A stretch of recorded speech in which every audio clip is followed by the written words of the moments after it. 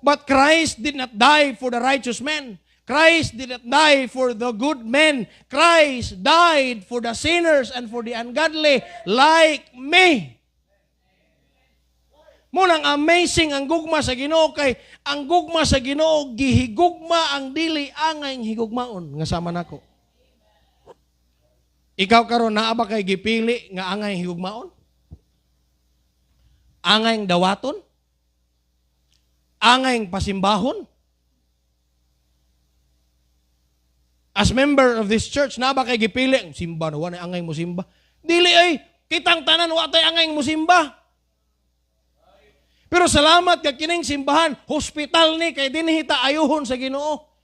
How dare you say to other people, other Christian, and other members, wa man ni angay, makakuan man na sila. No! Bisag unsa pa na ka makasasala sa gawas, if they would come to church, let them come because dili ikaw ang mag-usap sa tao, God will change people. If that is the kind of heart you have, that is not the God of love. Love of God. That is not divine love. So kung unsa pa na makasala sa gawas, if they would come to church, they would be allowed to come to church. Amen?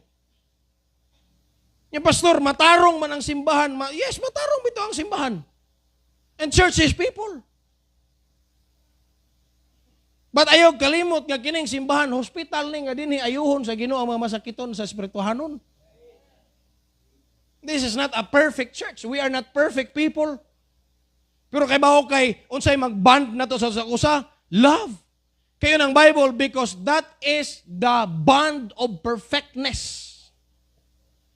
Unsay hinungdan sa faction, unsay hinungdan sa pagbulag-bulag, unsay hinungdan sa pagsiak-siak, unsay hinungdan sa kanabang pagbahin-bahin sa young people, sa married ladies, sa men, magbahin-bahin because of lack of love. Di ka ganahan mo tagad, kaya na siya gibuhat nga dili mao. Di ka ganahan mo lamanon niya, kay nasakitan ka niya. Kulang nas gugma, oy.